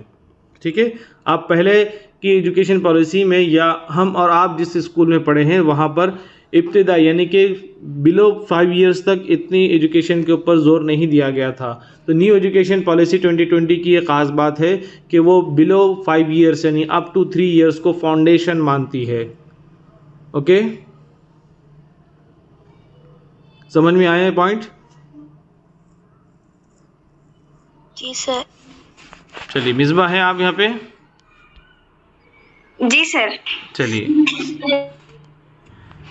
Next है करिकुलम। इस पर काफ़ी चर्चा हुई, फेमस भी हुआ और सब आप लोग इसको जानते हैं कि करिकुलम और पेडागॉगी के ऊपर भी यहाँ पर न्यू एजुकेशन पॉलिसी में चेंजेस किए हैं, जो महाराष्ट्र में भी अब लागू हो चुके हैं। 2024 के न्यू एकेडमिक ईयर में आपको ये चेंजेस देखने को मिलेंगे। हमारी पहला जो ओल्ड जो एजुकेशन का स्ट्रक्चर था वो 10+2 था। ठीक है, अब ये स्ट्रक्चर क्या हो जाएगा 5+3+3+4। ये कल भी हमने डिटेल में देखा था। कोई बता सकता है 5+3+3+4? हमने इसको आपको क्या कहेंगे, ग्राफ में बताए थे आपको 5 ईयर्स। जी सर। जी बताइए 5 ईयर्स क्या है? हम इसको एक मतलब रिवाइज कर लेंगे। सबसे पहले हैं 3 to 8 ईयर्स, ये क्या कहलाएगा? Foundation age. Okay, next 8 to 11 years, ये कौन सा मरहला कहलाएगा? प्रीपैरेटरी। Very good. उसके बाद 11 से 14 ईयर्स, मिडल एज। इसे हम मिडल एज कहेंगे, मिडल एज ग्रुप कहेंगे, मिडल एज स्कूल एज कहेंगे। उसके बाद 14 to 18 ईयर्स सेकेंडरी स्कूल कहा जाएगा। ठीक है, अब ये न्यू स्ट्रक्चर रहेगा new education policy of all India का। I hope you will understand it. Okay, जो लोग कल नहीं थे वो इसे नोट डाउन कर लीजिए। ये एक पॉइंट था। नेक्स्ट पॉइंट है यूनिवर्सल एक्सेस। ठीक है। यूनिवर्सल एक्सेस को हमने कल एक्सप्लेन किया था। यूनिवर्सल एक्सेस का मतलब क्या होता है। इस पॉलिसी का मकसद ये है कि मुख्तलिफ इक़दामात के ज़रिए, मुख्तलिफ स्टेप्स के ज़रिए गवर्नमेंट ऑफ इंडिया ये चाहती है कि 2030 तक पूरे स्कूल की तालीम के लिए 100% 100% ग्रॉस इनरोलमेंट रेशो बढ़ाया जाए। ठीक है, लिटरेसी को बढ़ाया जाए, 100% ग्रॉस इनरोलमेंट रेशो को बढ़ाया जाए। कब तक? 2030 तक। और इसका टारगेट है कि 2 करोड़ ड्रॉप आउट स्टूडेंट्स को मेन स्ट्रीम में लाया जाएगा।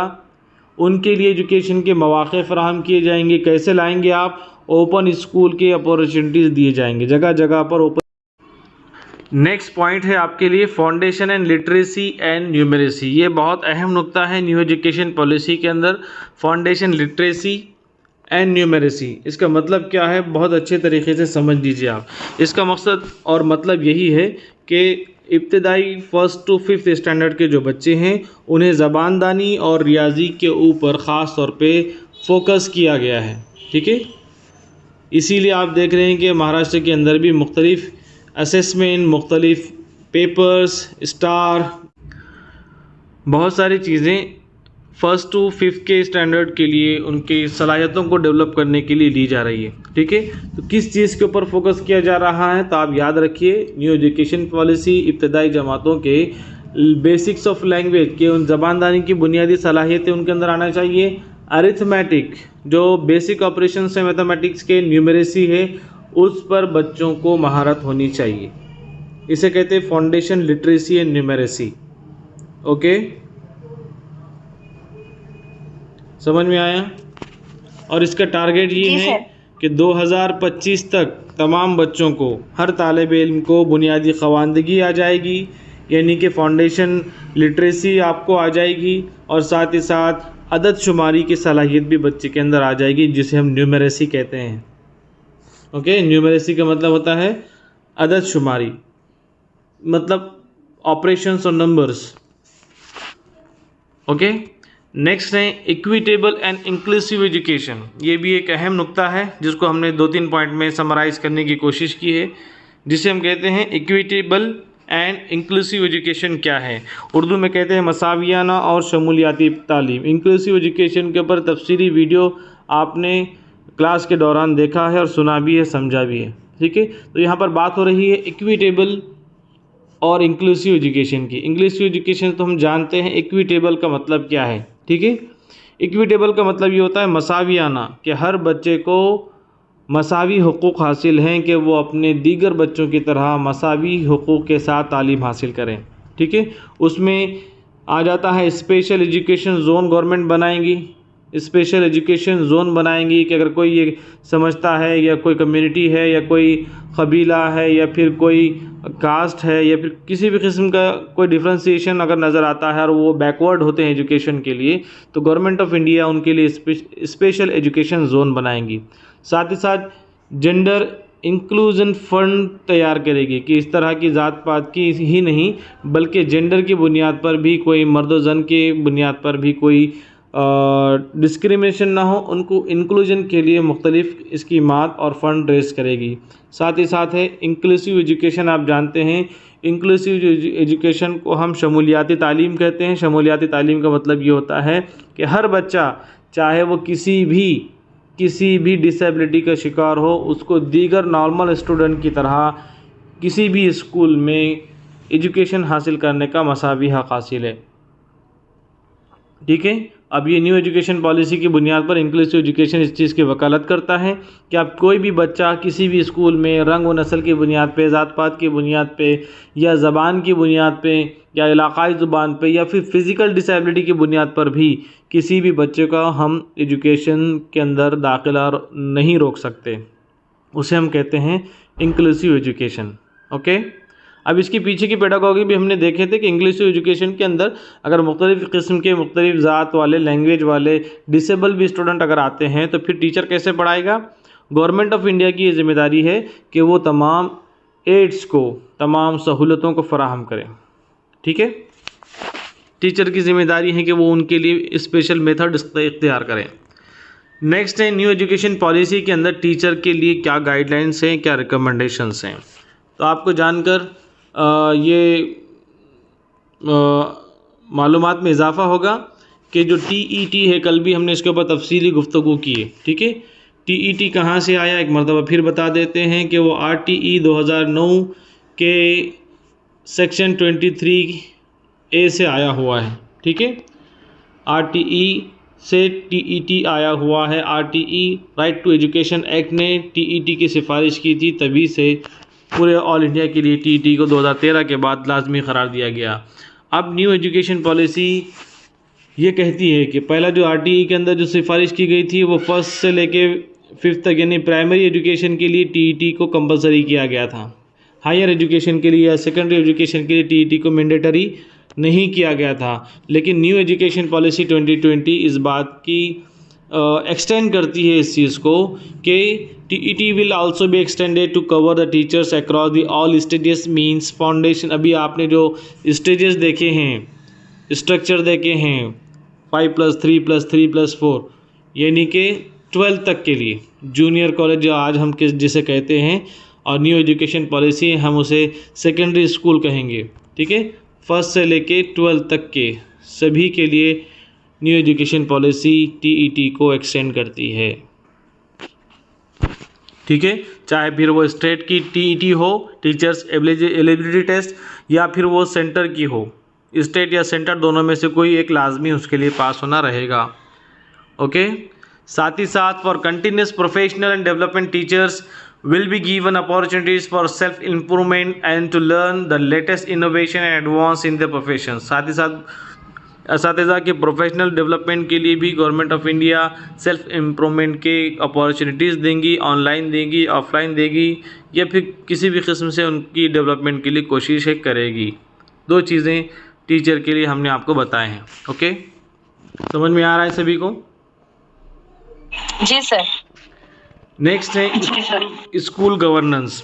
न्यू एजुकेशन पॉलिसी में स्कूल गवर्नेंस के ऊपर भी बात की गई है। स्कूल गवर्नेंस के अंदर क्या चीज़ आती है, ठीक है। स्कूल गवर्नेंस के अंदर ये चीज़ आती है कि को locating school will be transform into cluster with all facilities. कल भी अपने पास डिस्कशन हुआ था इस मौजू पर कि अब यहाँ पर क्या होगा कि जहाँ पर सहूलियात की कमी है, यहाँ पर जहाँ पर स्टूडेंट बहुत ज़्यादा कम है या किसी भी चीज़ की कमी है, तो अब 10 से लेकर 20 तक पब्लिक स्कूल को क्लस्टर किया जाएगा, कंबाइन किया जाएगा, ठीक है। न्यू एजुकेशन पॉलिसी इस चीज़ की रिकमेंडेशन करती है। इस तरह के इम्कानात आपको मुस्तकबिल में देखने को मिलेंगे कि अब यहाँ पर कोई बाउंडेशन नहीं होगा, उर्दू, मराठी, इंग्लिश एजुकेशन के अंदर सब बाउंड्रीज टूट जाती है, ठीक है। तो अब यहाँ पर जितने भी सरकारी स्कूलें होंगी वो उनको क्लस्टर के तरीक़ेकार में ढाला जा सकता है, और ये नज़्म-ओ-नस्क़ इंतज़ाम की बुनियादी इकाई होगी जो तमाम वसाइल यानी कि बेसिक स्ट्रक्चर है, लाइब्रेरियाँ हैं, आर्ट और मौसीक़ी के असातिज़ा है, सब के लिए वसाइल को यहाँ पर यकीनी बनाया जाएगा।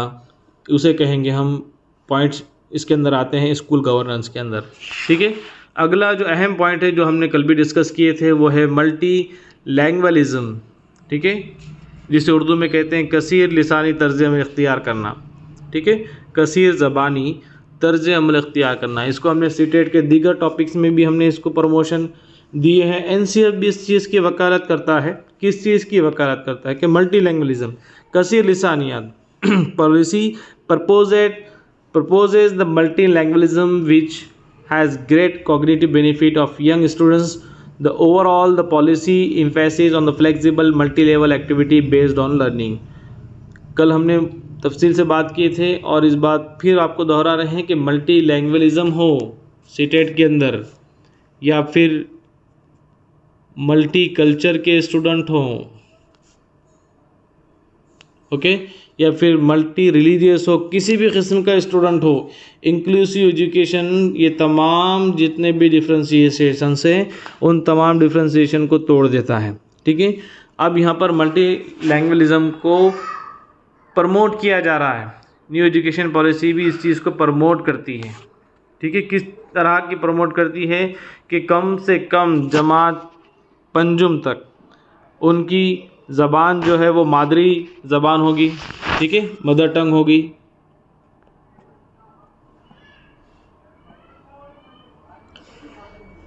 फर्स्ट से लेकर 5th तक, ठीक है, इब्तदाई तालीम बच्चों की मादरी ज़ुबान में होगी। दूसरा, सेकंड उनकी मकामी ज़बान या इलाक़ाई ज़ुबान होगी। और तीसरा स्टेट की लैंग्वेज होगी। 8वीं जमात तक यानी कि 8th स्टैंडर्ड तक इसको कंटिन्यू इसी तरीके से चलाया जाएगा। किस तरीके से चलाया जाएगा? 3 लैंग्वेज फार्मूला, सही लिसानी फार्मूले के तरीके से चलाया जाएगा, ठीक है। इसके अलावा भी तुलबा को दीगर क्लासिकल लैंग्वेज जो भी स्टूडेंट चाहता है उसके मौक़े तुलबा को फ़राहम किए जाएंगे, ठीक है। और टीचर के लिए क्या गाइडलाइंस हैं? टीचर के लिए यही गाइडलाइंस है कि आपको मल्टी लैंग्वेलिज़म हो या मल्टी कल्चर हो, आपको तुलबा तक पहुंचने के लिए इन तमाम चीज़ों को वसाइल के तौर पर इस्तेमाल करना है, माखज़ के तौर पर इस्तेमाल करना है, एसेट के तौर पर इस्तेमाल करना है। ओके, समझ में आया? जी सर। नेक्स्ट है अगला पॉइंट, ये भी एक अहम पॉइंट है, असेसमेंट एंड इवैल्यूएशन रिफॉर्म्स कि न्यू एजुकेशन पॉलिसी असेसमेंट के लिए क्या कहती है, इवैल्यूएशन के अंदर कौन से रिफॉर्म्स न्यू एजुकेशन पॉलिसी 2020 ने आपके सामने लाए हैं। तो सबसे पहला है जो जिस चीज़ के ऊपर न्यू एजुकेशन पॉलिसी फोकस करती है, वो कहती है कि बच्चों के ऊपर 360 डिग्री ओरिएंटेशन के तहत तलबा को फोकस किया जाएगा, यानी कि हमा जहद तरक्की पर ज़ोर दिया जाएगा। 360 ओरिएंटेशन के अंदर वो तमाम बारीक नुकात है जो मैंने यहाँ पर नहीं लिखे, जो हमने आप गुज़िश्ता सेशन में देख ली हैं, जिसके अंदर क्रिटिकल थिंकिंग के ऊपर बात हुई है, ठीक है, लॉजिकल थिंकिंग के ऊपर बात हुई है, साइंटिफिकल थिंकिंग के ऊपर बात हुई है। तो इस तरह एक्सपेरिमेंटल लर्निंग के ऊपर बात हुई है। हर तरीक़े से बच्चे को 360 ओरिएंटेशन देने की यहाँ पर बात की गई है। नेक्स्ट पॉइंट है न्यू नेशनल असेसमेंट सेंटर बनाया जाएगा। इवैल्यूएशन के लिए, असेसमेंट के लिए कौमी सतह पर कदर पायमाई का सेंटर बनाया जाएगा, असेसमेंट सेंटर। साथ ही साथ पारक बनाया गया, इस पर काम भी शुरू हो चुका है। Park performance assessment review analysis of knowledge, ये उसका फुल फॉर्म है। ये आपको पूछ सकता है एग्ज़ाम में, पारक के अंदर कौन कौन सी चीज़ें हैं असेसमेंट के लिए जो बनाई गई हैं। तो आप याद रखिए, P for performance, A for assessment, R for review, A for analysis and K for knowledge, और लास्ट में जो H नज़र आया हॉलिस्टिक डेवलपमेंट का है, ठीक है। एक बॉडी बनाई गई है, वो स्टैंडर्ड सेट करेगी, वो क्वालिटी को तय करेगी। द फोकस विल बी, और एक जो चीज़ जो हमने कल भी आपको नई महसूस हुई, हमने असेसमेंट के टाइप्स पढ़े हैं, ठीक है। CDP के अंदर फॉर्मेटिव असेसमेंट और समेटिव असेसमेंट आज भी हम देखते हैं, हमारे स्कूलों में ये तरीक़े का राइज है। बट न्यू एजुकेशन पॉलिसी दोनों में से फॉर्मेटिव असेसमेंट को ज़्यादा तवज्जो देती है, ठीक है। फॉर्मेटिव असेसमेंट को ज़्यादा तवज्जो इसलिए भी देती है कि समेटिव इवैल्यूएशन या समेटिव असेसमेंट को हम जानते हैं कि ये हम साल के आखिर में या हमारा सिलेबस कंप्लीट होने के बाद हम समेटिव असेसमेंट लेते हैं, ओके। बट यहाँ पर बात हो रही है फॉर्मेटिव असेसमेंट को, यहाँ पर फोकस करने की बात हो रही है। फॉर्मेटिव असेसमेंट क्यों फोकस किया जा रहा है? तो हम जानते हैं कि फॉर्मेटिव असेसमेंट के अंदर बच्चों का असेसमेंट जो है वो फ्लेक्सिबल होता है, ठीक है। ऑब्जर्वेशन के ज़रिए आप उसका असेसमेंट कर सकते हैं, ठीक है। उसकी सलाहियत की बुनियाद पर उसका असेसमेंट कर सकते हैं, बच्चों की अवेलेबिलिटी की बुनियाद पर उसका असेसमेंट कर सकते हैं। There is no any rigid structure in formative assessment. That's why new education policy focuses on formative assessment. Have you got this point?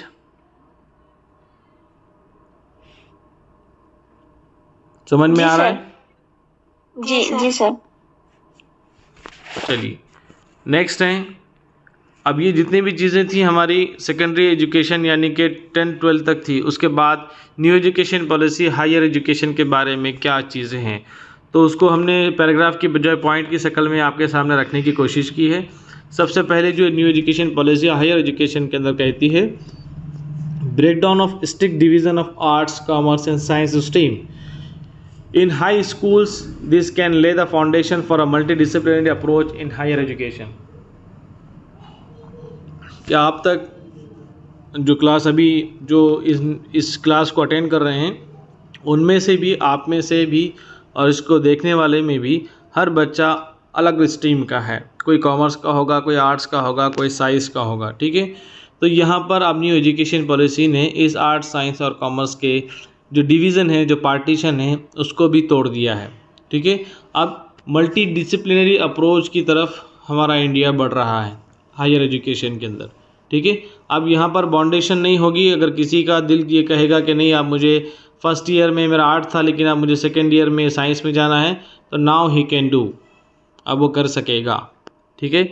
कोई होते हैं जो प्रेशर में आते हैं या मिस गाइड की वजह से किसी गलत फील्ड में आ जाते हैं, तो वो अपने टाइम का लॉस होने के बिना भी, अपना वक्त का ज़ाया होने से बचाते हुए भी वो दूसरे डिसिप्लिन में जा सकेंगे, ओके।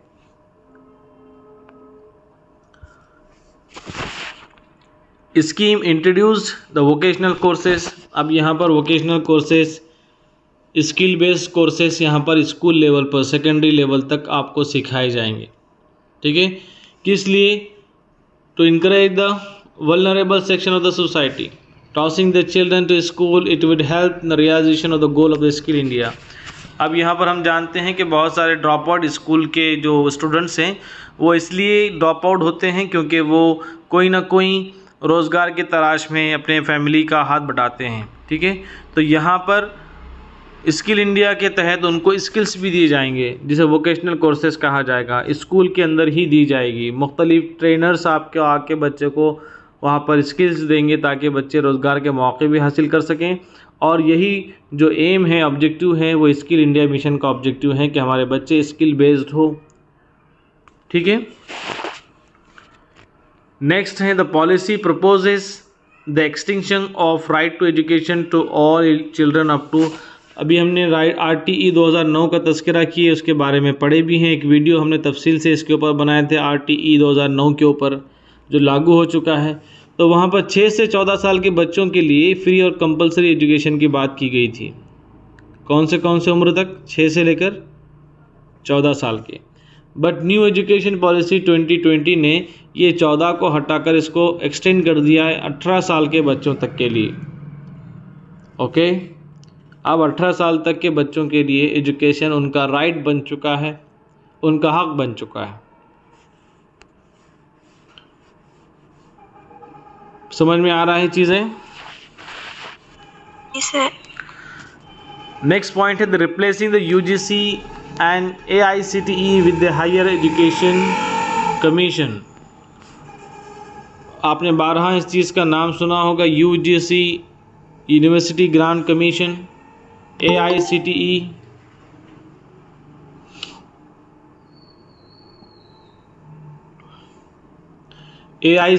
का भी आपने नाम सुना होगा। इन दोनों को रिप्लेस करके, ठीक है, इन दोनों चीज़ों को भी रिप्लेस करते हुए UGC को भी रिप्लेस किया गया और AICTE को भी रिप्लेस करके एक ही नाम दिया गया है, वो नाम दिया गया है higher education commission of India, जिसे शॉर्ट में कहेंगे हम आज से HECI, ठीक है। तो ये तमाम चीज़ें आपको याद होने चाहिए। न्यू एजुकेशन पॉलिसी के ऊपर कहीं से भी कुछ भी सवाल पूछ सकता है। 6 सवाल 2022 में ही पूछा हुआ है, ठीक है। तो ये माइक्रो चीज़ें हैं, कौन सा तब्दीलियाँ हुई, किनके नाम चेंज हुए, कौन कौन सी फैसिलिटीज़ की बात हुई है, ये तमाम चीज़ें आपको इसके अंदर याद रखना है, ठीक है। Policy open the campuses for foreign, जब यहाँ पर हम हायर एजुकेशन की बात कर रहे हैं तो आप इस बात को भी जहन में रखिए कि हमारी गवर्नमेंट ऑफ इंडिया ने न्यू एजुकेशन पॉलिसी 2020 के अंदर फॉरेन इंस्टीट्यूट्स को अपने कैंपस या इदारे खोलने के लिए यहाँ पर इजाज़त दी है, ओके। बाहर के कंट्री के लोग भी यहाँ पर आके अपने इंस्टीट्यूट्स ओपन कर सकते हैं ताकि हमारे बच्चों के लिए भी ग्लोबल एक्सेस ऑफ एजुकेशन मिल सके। नेक्स्ट अहम जो इसके अंदर और एक बात जो देखने में आई है वो ये है कि MPhil न्यू एजुकेशन पॉलिसी ने बंद कर दिया है, okay. Discontinuation of MPhil programme, MPhil programme यहाँ से नहीं होगा, डॉक्टरेट जिसके लिए बनते थे अब उसके लिए और दूसरा प्रावधान रखा गया है, ठीक है। नेक्स्ट है the expenditure in education will be raised, और दूसरी चीज़ बात ये बरसों से डिमांड थी इस चीज़ की कि एजुकेशन का बजट बढ़ाया जाए। किसी भी तरक्की याफ्ता मुल्क की ये अलामत होती है कि वो अपने जीडीपी का जो रेशो है उसमें अच्छा खासा परसेंटेज एजुकेशन के लिए रखता है, ठीक है। ये बहुत अरसे से डिमांड थी, तो न्यू एजुकेशन पॉलिसी ने हमारे एजुकेशन बजट को जीडीपी का 6% मुख्तस करने के लिए बात की है, ठीक है। नेक्स्ट है the policy focuses on the use of technology. आप देख रहे हैं कि जब से लॉकडाउन के बाद से आईसीटी इंफॉर्मेशन कम्युनिकेशन टेक्नोलॉजी ने तहलका मचा दिया है पूरी दुनिया में। केजी से लेकर पीजी तक टेक्नोलॉजी का इस्तेमाल हो रहा है, और आप और हम जहां पर बैठे हैं ये भी एक टेक्नोलॉजी अल्लाह ताला की एक नेमत है, जिसमें हम मुख्तलिफ़ मकामात से बैठ कर एजुकेशन के अंदर टेक्नोलॉजी का इस्तेमाल कर रहे हैं। तो न्यू एजुकेशन पॉलिसी भी इस चीज़ की एडवोकेसी करता है, इसकी हिमायत करता है। The policy expresses the aim of all youths and adults to literate them till 30। Policy का ये ख्याल है एजुकेशन पॉलिसी का कि जितने भी नौजवान हैं, ठीक है, और नाखवानदा लोग हैं, उन सब को 2030 के टारगेट के तहत उनको लिटरेट किया जाए, उनको खवानदा किया जाए। The education policy 2020 focuses on the promotion of Indian languages. जब भी हमने अभी गुज़िश्ता पॉइंट में ऊपर के मल्टी लैंग्वेज के ऊपर बात की है, तो आप याद रखिए कि न्यू एजुकेशन पॉलिसी ने हमारे जो इंडियन लैंग्वेजेस हैं, उर्दू है, तमिल है, संस्कृत है, मराठी है, जितने भी रीजनल और स्टेट के जो लैंग्वेजेस हैं उसके प्रमोशन को यहाँ पर फोकस किया है। कि आपको गुज़िश्ता कुछ महीने पहले भी ये बात हमारे पढ़ने में आई थी कि आप मेडिकल कोर्सेज़, इंजीनियरिंग कोर्सेज़ भी आपको मुख्तलिफ़ ज़बानों में मिलेंगे, मराठी में मिलेंगे, संस्कृत में मिलेंगे, हिंदी में मिलेंगे। जो आप MBBS कर रहे हैं, आप जानते हैं कि पूरा का पूरा इंग्लिश में सिलेबस होता है, but English is not our क्या कहेंगे मदर टंग भी नहीं है इंडिया के अंदर, और ना ही वो किसी कम्युनिटी से ताल्लुक़ रखती है, ठीक है। इंग्लिश को नेशनल लैंग्वेज का दर्जा दिया गया है। तो यहाँ पर इंडियन जो लैंग्वेजेस हैं, जो गवर्नमेंट ने 22 लैंग्वेजेस को मान्यता दी है इंडियन कॉन्स्टिट्यूशन के अंदर, उन लैंग्वेजेस को प्रमोट करने की यहाँ पर बात हुई है। साथ ही साथ राष्ट्रीय शिक्षा आयोग, नेशनल एजुकेशन कमीशन बनाने की बात की गई है, जो directly prime minister of India के ज़ेरे निगरानी में रहेगा, ठीक है। नेशनल कमीशन ऑफ एजुकेशन हम उसे कह सकते हैं। आई बात समझ में आ गया सभी को? ये कुछ समराइज्ड पॉइंट थे जो हमने मुख्तलिफ़ किताबों से और वेबसाइट से हमने जमा किए थे। तो आई होप कि आपको ये चीज़ें समझ में आई होगी। समझ में आया सभी को? बाकी लोग भी बताइए।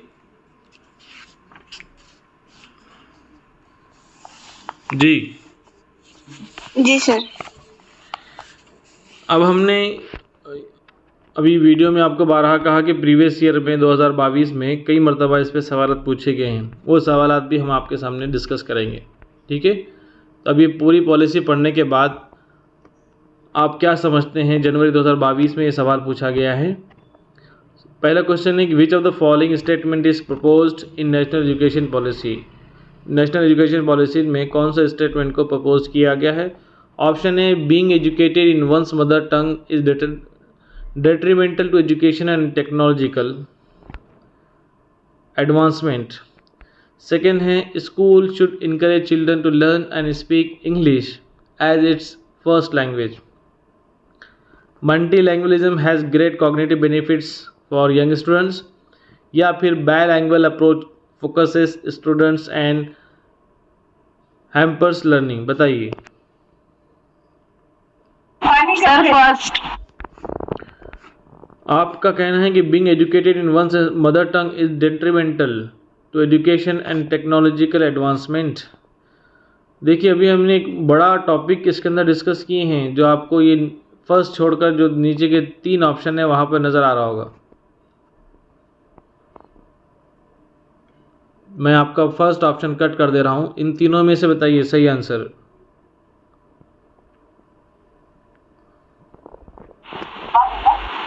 ऑप्शन 4। जी, हमने इसको डिस्कस किए हैं। Multilingualism as a great cognitive benefits for young students. ठीक है, ये उसका सही आंसर है।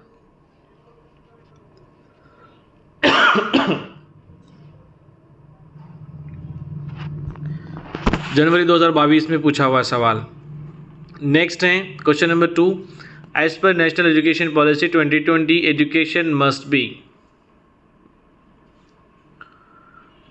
ए है be focused only on predetermined content, focus on problem solving, develop critical thinking among the learner, be inquiry driven and discovery oriented. अब इसमें से बताइए कि ABCD कौन से सही आंसर हैं।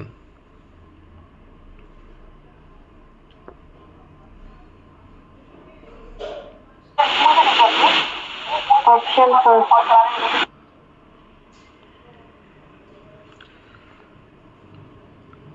ऑप्शन फर्स्ट आपने कहा है। देखिए, B focused only on predetermined content, क्या आपको लगता है कि new education policy pre determined content के ऊपर ही फोकस करने की बात कहेगी? नहीं।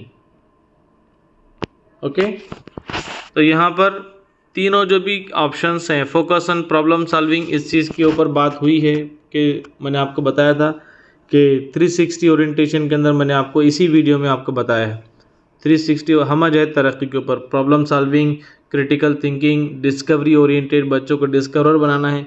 ये तमाम तीनों भी पॉइंट के ऊपर बात हुई है। न्यू एजुकेशन पॉलिसी इसकी वकालत करती है। तो BCD फर्स्ट ऑप्शन में है, इसलिए first option is correct answer. Okay, next है question number 23, third question, which of the following has not been promoted by national education policy in context of education of students with disabilities। ज़ाहिर में से कौन सी ऐसी बात है जो disabled student के लिए न्यू एजुकेशन पॉलिसी प्रमोट नहीं करती? Option A, appropriate infrastructure, 1-on-1 teacher and tutor, compulsory special education, suitable technology intervention. बताइए।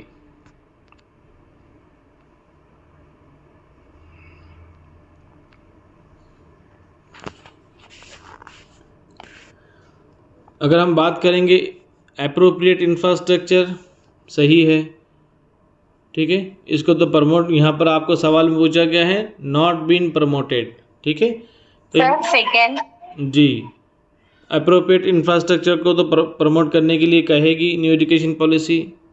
कंपल्सरी स्पेशल एजुकेशन, अगर वो डिसेबिलिटीज़ हैं बच्चों के लिए तो उनके लिए तो स्पेशल एजुकेशन की बात की जाएगी। सूटेबल टेक्नोलॉजिकल इंटरवेंशंस, इसकी भी बात हुई है कि भरपूर ICT का इंफॉर्मेशन का इस्तेमाल होगा, इसलिए यह आपका second option is correct answer, 1-on-1 teacher and tutor. Next है question number 4, in the context of languages national education policy 2020 emphasise on. ये भी जनवरी 2022 में सवाल पूछा हुआ है। बताइए, बहुत आसान है इसका आंसर। Sir first. जी, मल्टी लैंग्वेजिज्म इसका सही आंसर है, लेकिन ऐसा ना हो कि हम उसको देखकर बाकी के ऑप्शन ना पढ़ें। ठीक है, मोनोलिंग्विज्म की बात नहीं होती यहाँ पर, ना ही English as a medium of instruction across the nation ऐसी बात नहीं की गई है, Hindi as a medium of instruction ये भी बात नहीं हुई है। ठीक है, किस चीज़ के ऊपर फोकस दिया गया है? मल्टी लैंग्वेजिज्म के ऊपर। First is correct answer. Next है question number 5, national education policy 2020 emphasise on. ये भी जनवरी 2022 में पूछा हुआ सवाल है। बताइए, ये भी बहुत आसान है। Flexible multi level activity based learning, only जी sir first, flexible okay, only the aspect related to the cognitive development, नहीं standardisation of national curriculum, measurement of memorisation of abilities of children. First, flexible multi level activity based learning is correct answer. Next है question number 6, the purpose of assessment as per the national education policy 2020 is to provide information on the purpose of assessment का मकसद क्या होना चाहिए कि वो किस चीज़ की इंफॉर्मेशन प्रोवाइड करता है। Option A, how to support the student in and out of the classroom. Assessment का मतलब क्या होना चाहिए। How to support the student in out of the classroom, comparison of the student performance with her classmates, the gap and deficiencies in student learning to accurately identifying her failure, memorization capacities of the student। बताइए sir third. जी, assessment का मकसद यही होना चाहिए। हमने कदर पैमाई की video में इस बात को समझे थे कि कदर पैमाई का मकसद सिर्फ इम्तिहान लेना नहीं है।